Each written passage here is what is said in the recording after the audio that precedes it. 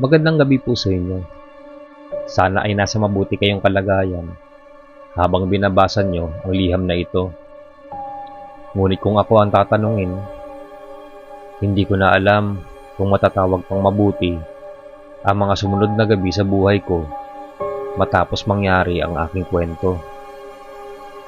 Ako po si Wilmar, 32 taong gulang, isang maintenance employee sa isang call center dito sa Quezon City. Nakaugalian ko ng umuwi ng gabi dahil swing ang aking shift.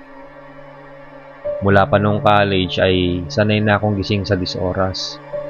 Kaya't akala ko'y wala nang mas kakilakilabot pa sa katahimikan ng madaling araw. Mali pala ako. Kasi minsan, ang katahimikan mismo, siya ang magdadala ng takot. Alas 12:30 ng gabi nung araw na yon na makauwi ako galing trabaho. Sanay na ako sa ganitong oras at nakasanayan ko ng dumiretso sa maliit kong inuupahang apartment. Pagbukas ko ng pintuan ay bumungad sa akin ang tipikal na itsura ng aking lugar.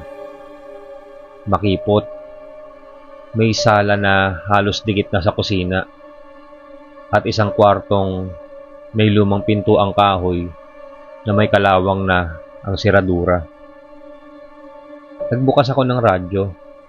Pinatugtog ang mga lumang kanta, sabay init ng tubig para sa kape. Araw-araw kong ginagawa yon bago matulog. Parang ritual ko na para mapakalma ang isip ko mula sa stress sa trabaho. Ngunit sa gabing iyon, bago pa ako makainom ng kape, bigla akong napatigil. Dalawang malalakas na katok mula sa aking pinto. Napahinto ako. Halos mabitawan ko ang tasa. Sino kaya yun? Imposible namang bisita. Wala naman akong inaasahan. At higit sa lahat, sila ang mga ngahas na mag-doorbell o kumatok sa ganong oras ng gabi. Lumapit ako sa pinto. Sumilip sa maliit na butas. Wala akong makita. Kahit anino ng tao ay walang bakas. Baka kapitbahay lang o bata na nag-trip. Bulong ko sa sarili ko. Pinilit kong hindi seryosohin. Pero sa loob-loob ko, nagtaka na agad ako. Kasi yung batang yon, imposibleng gising pa sa ganong oras. At yung kapitbahay naman, dapat may rason. Pinili kong baliwalain at bumalik na lang sa aking mesa para tapusin ang kape. Pero kahit anong gawin ko, hindi na maalis sa isip ko ang dalawang katok na yon. Kinabukasan, halos pareho ang nangyari. Pagkatapos ng shift, umuwi ako ng bandang alas 12. Iniisip ko na baka gawa-gawa ko lang ang nangyari kagabi. Baka guni-guni lang dala ng puyat. Pero hindi nagtagal, muling nangyari ang kinakatakutan ko. Muli, dalawang katok lang. Eksaktong parehong lakas, parehong tunog, parehong oras. Kinilabutan ako, pero this time, hindi ko na natiis. Binuksan ko ang pinto. Walang tao. Ang kalsada sa harap ng apartment ay bakante. Tahimik. Tanging hangin lang ang naririnig na humahampas sa mga dahon ng puno. Hello? Sino yan? Sigaw ko. Wala. May isang kaluskos. May isang anino. Agad kong sinara ang pinto. Isinandal ang likod ko rito at dama kong mabilis ang tibok ng puso ko. Hindi na ito biro. Hindi na ito simpleng trip lang ng kung sino. Pagdating ng ikatlong gabi, kabado na akong umuwi. Halos ayaw ko nang dumiretso sa bahay. Nagpasyal muna ako sa isang convenience store, bumili ng beer, at nagpatagal hanggang 1:00 ng madaling araw bago umuwi. Inisip ko, baka mawala ang kababalaghan kung hindi ako sabay sa oras na yon. Pero pag uwi ko, muli itong nangyari. 2 katok diretso sa pinto. Hindi na ito aksidente. At mas nakakatakot kasi nang silipin ko ang butas ng pinto, may nakita akong anino. Hindi malinaw kung tao, pero malinaw na may nakatayong figura. Wala nga lang ulo. Ang anino ay hanggang balikat lang, pero sa itaas nito'y parang usok lang na naglalaho. Parang may taong nakatayo sa harap ng pintuan, ngunit hindi buo ang kanyang katawan. Napaatras ako, halos madapa. Tumakbo ako sa kwarto at doon na lang nagkulong hanggang sumikat ang araw. Kinabukasan, kinausap ko ang may-ari ng apartment, isang matandang babae na halos bingi na. Ikinuwento ko ang mga nararanasan ko, ang mga katok gabi-gabi. Napatingin siya sa akin na matalim, at ang sagot niya ay halos ikabaon ng lamig sa buto ko. Hindi ka nag-iisa na nakakaranas niyan, iho. Diyan sa kwartong inuupahan mo, may dating nangupahan. Lalaki rin. Panggabi ang trabaho. Isang gabi, may kumatok din daw sa pintuan niya. 2 lang, gaya ng kwento mo. Nang binuksan niya, wala ring tao. Ilang araw lang, natagpuan siyang patay sa loob. Hawak ang dibdib. Inatake daw sa puso. Pero ang sabi-sabi, nagdahan-dahan ng boses sa matanda. Bago siya namatay, narinig daw ng kapitbahay na siya'y sumisigaw. Para raw siyang may kausap sa labas ng pinto. Ngunit nang silipin nila, sarado naman ito at walang bisita. At mula noon, gabi-gabi na raw may kumakatok. 2 lang, lagi, at palaging wala namang tao. Nanlamig ang mga kamay ko. Hindi ako makapaniwala, pero ang kwento niya ay eksaktong tugma sa nararanasan ko. Ilang araw pa ang lumipas at mas lalo pang lumalala ang mga gabi ko. Tuwing 12:00 ng hating gabi, kahit anong gawin ko, kahit magpatugtog ako ng malakas o magtakip ng unan sa tenga, naririnig ko pa rin ang parehong tunog. Isang gabi, hindi ko na kaya. Nagpasya akong tapusin na. Humawak ako ng itak mula sa kusina at nilakasan ang loob kong buksan ng pinto. Kung sino ka man, harapin mo ko, sigaw ko. Binuksan ko ang pinto at doon ko siya nakita. Isang lalaking payat, kulay abo ang balat, nakaputing sando na may mantsa ng dugo, walang ulo, ngunit nakatayo sa mismong harapan ko. Ang mga kamay niya'y nakadikit sa aking pintuan at dahan-dahan niyang tinapik ito. 2 beses ulit pagkatapos, biglang nawala ang buong figura.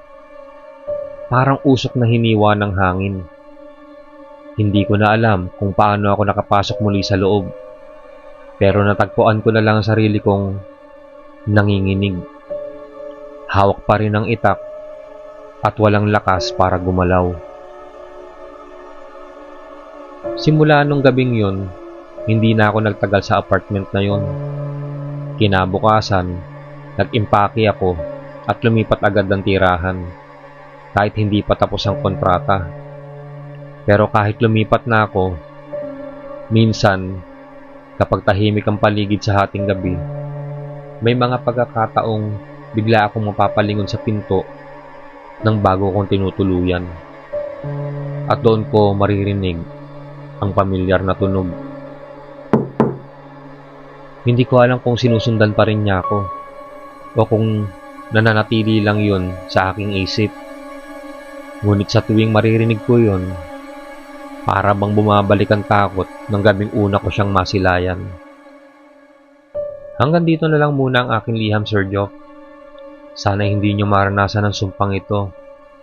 Kung sakaling may marinig kayong kumakatok sa pinto ng 2 beses sa 10 oras ng gabi, huwag nyo siyang pagbubuksan.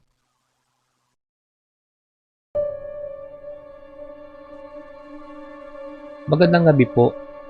Ako po si Grace, 24 na taong gulang at nagtatrabaho bilang guro sa isang pribadong paaralan dito sa Maynila. Simple lang naman ang buhay ko, pero aaminin ko, mula nang mangyari ang ikukwento ko, hindi na naging simple ang mga gabi ko. Ito ay tungkol sa 2 katok. Oo, 2 katok lang sa pinto ng inuupahan kong apartment.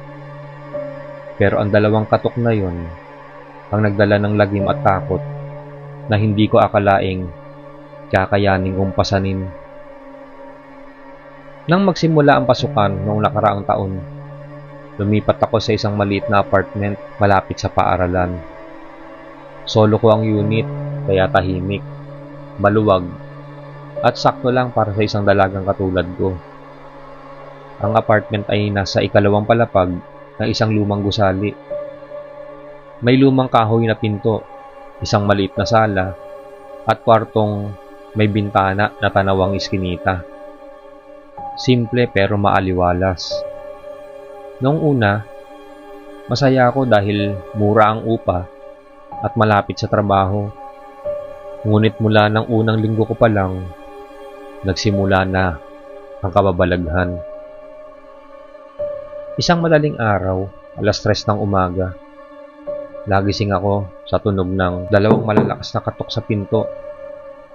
Napabalikwas ako ng bangon. Sino naman kaya yun sa ganoong oras? Wala naman akong bisita at wala rin akong kaibigan na basta-basta lang pupunta. Dahan-dahan akong lumapit sa pinto. Sinilip ko ang peephole. Wala talagang tao.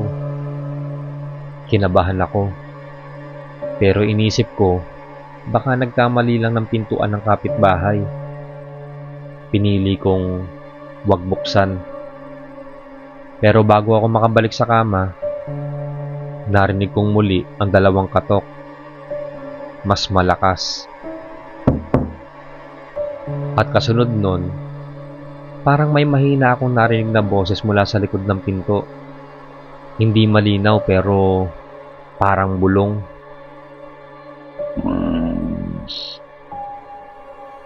Nanindig ang balahibo ko. Hindi ko alam kung guni-guni lang yon. Pero buo ang pangalan ko na narinig ko. Hindi ko na nagawang matulog hanggang sumikat ang araw.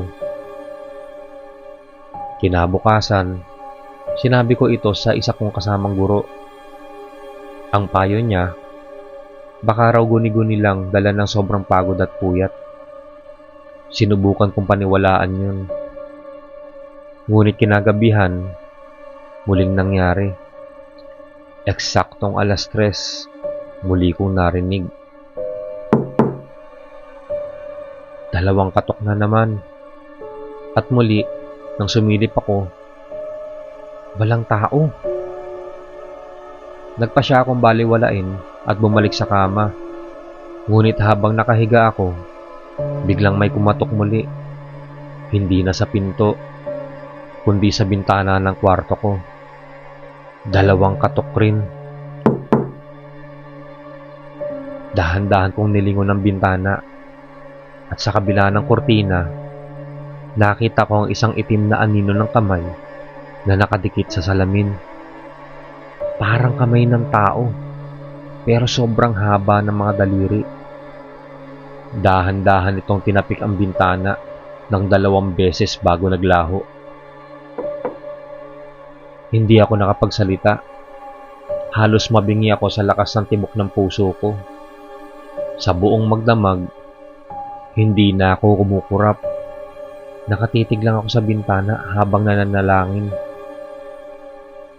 Kinabukasan, nakilala ko ang isa sa kapitbahay. Isang matandang babae na nakatira sa tapat ng unit ko.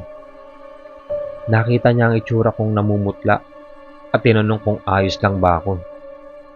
Doon ko kinuwento ang nararanasan ko. Nang marinig niya, bigla siyang natahimik. Tinitigan niya ako, sabay bulong. Alas 3 ba ng madaling araw? Tumango ako. 2 katok? Nanlamig ako. Oo, eksakto yun. Huwag mong pagbubuksan, mariin niyang sabi. May nilalang na matagal nang gumagala rito sa gusaling ito. Hindi siya makapasok hanggat hindi mo siya pinapapasok. Kaya ang ginagawa niya, kumakatok siya 2 beses lang. Kapag binuksan mo, doon ka na niya masasama. Nanlumo ako sa narinig. Hindi ko alam kung totoo, pamahiin lang. Pero buo ang paniniwala sa mukha ng matanda. Ilang araw pa ang lumipas at pilit kong iniiwasan ang takot. Tuwing alas 10 pa lang ng gabi, pinipilit ko ng matulog. Ngunit sa isang gabing yun, muling nangyari. Alas 3. 2 katok. Malakas. Parang galing mismo sa loob ng bahay. At kasunod nun, isang tinig. Please, pagbuksan mo na ako. Ngunit hindi na ito parang bulong. Malinaw, malalim, at parang nagmumula sa mismong pintuan. Napahawak ako ng rosaryong lagi nasa tabi ng unan ko. Nanginginig akong nananalangin. Pero habang ginagawa ko yon, may kakaiba akong narinig. Parang kaluskos ng paa. Dahan-dahang gumapang ang tunog, papasok sa loob. Pero sarado ang pinto. Hindi ko alam kung paano siya nakapasok.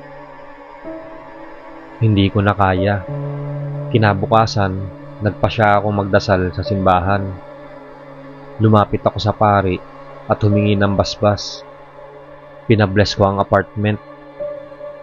Pag uwi ko, ramdam ko ang gaang ng loob. Akala ko tapos na. Ngunit nang sumapit muli ang alas 3, muli kong narinig. Ngunit mas mahina ngayon. Parang galit. At kasunod nito'y isang sigaw na halos ikabingi ko. Bakit hindi mo ako pinapapasok? Parang nagngangalit na boses ng isang taong galit na galit. Nanginginig akong napaluhod at paulit-ulit na nagdasal hanggang sa unti-unting nawala ang boses.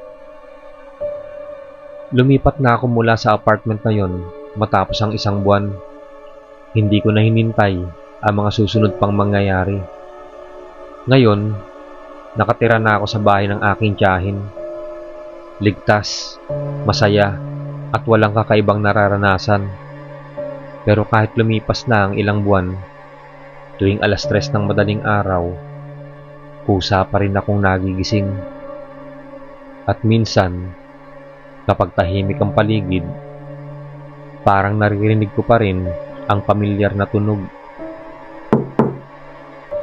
2 katok lang. Sapat na para ipaalala sa akin na minsan may mga nilalang na hindi lang basta kumakatok para makapasok, kundi para dalhin ka kung saan hindi ka na makakabalik.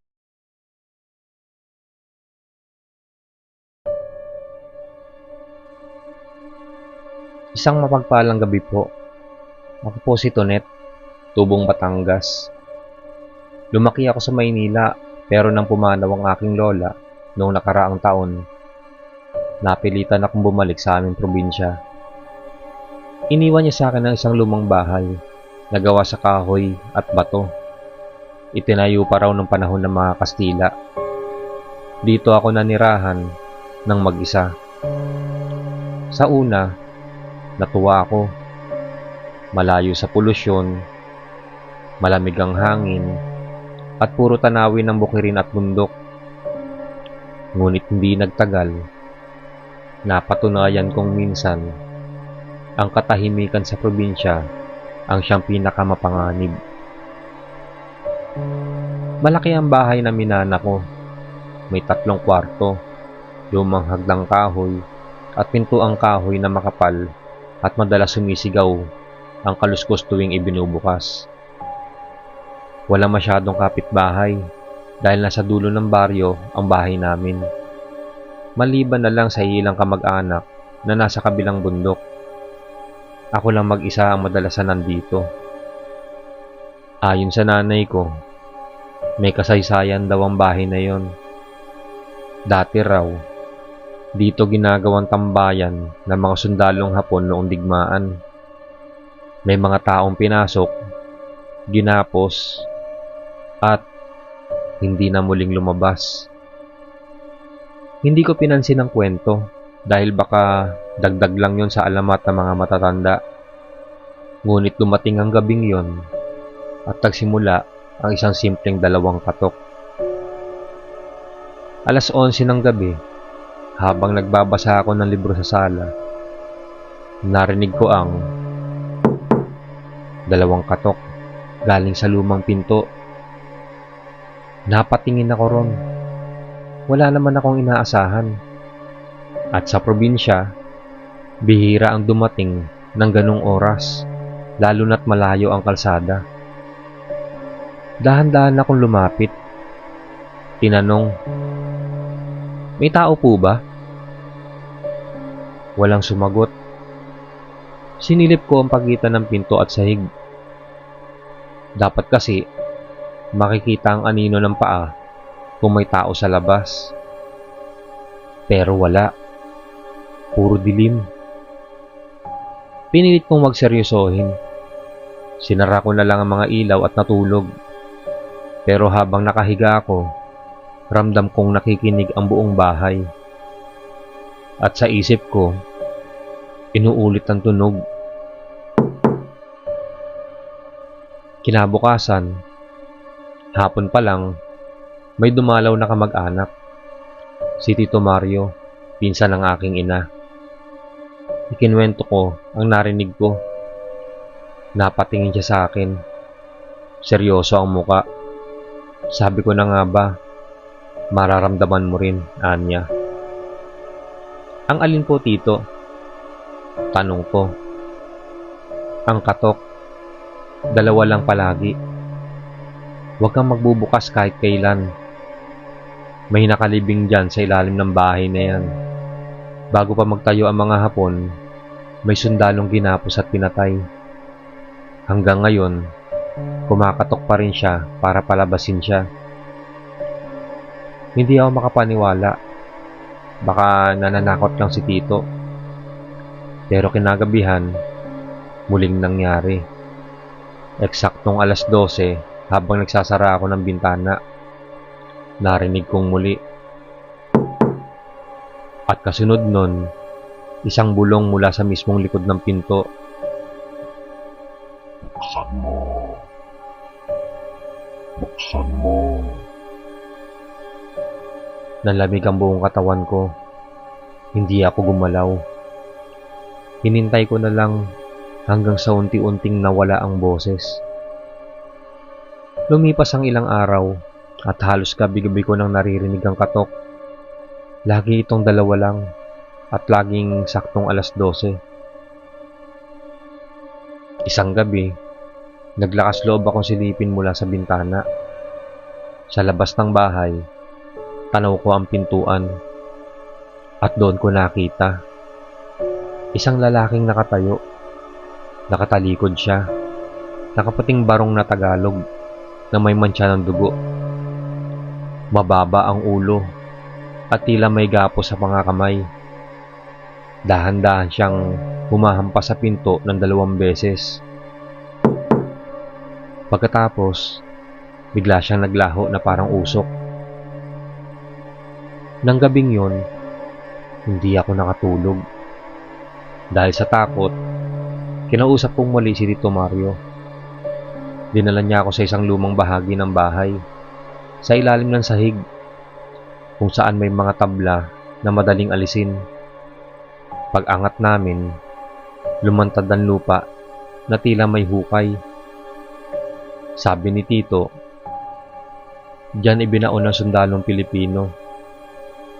Ayon sa kwento ng mga matatanda, pinilit siyang ipagtapat kung saan nagtatago ang mga kasamahan niya. Nang tumanggi siya, pinahirapan siya ng mga Hapon, tapos pinatay. Pero bago siya binawian ng buhay, tinadyakan daw siya sa pinto at sinigawan ng 2 beses. Kaya hanggang ngayon, kumakatok siya, 2 lang, para humingi ng tulong. Nanlamig ako. Totoo pala ang alamat. Lumipas pa ang mga gabi, mas lumalakas ang bawat katok. Minsan, akala ko mababasag na ang pinto. At isang gabi, sumobra.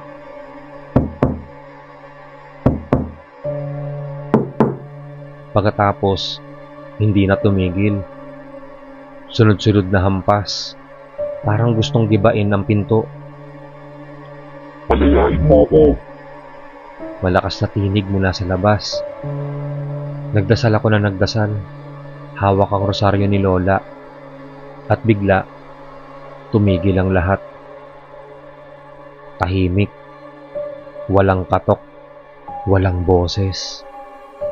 Pero mula noon, hindi ko na muling narinig pang kumatok siya. Ngayon, mag-iisang taon na mula nang una kong naranasan ng mga katok. Hindi na ito bumabalik, pero nananatili ang takot sa tuwing maririnig ko ang simpleng 2 hampas sa kahoy. Minsan, kapag nasa ibang bahay ako at may kumatok ng 2 beses, napapabalikwas ako ng bangon. At kahit sinabi na ng iba na tapos na ang sumpa, hindi ko alam kung talaga naglaho siya. Baka tahimik lang siya ngayon. Baka hinihintay niya lang ang susunod na biktima na magbubukas ng pinto.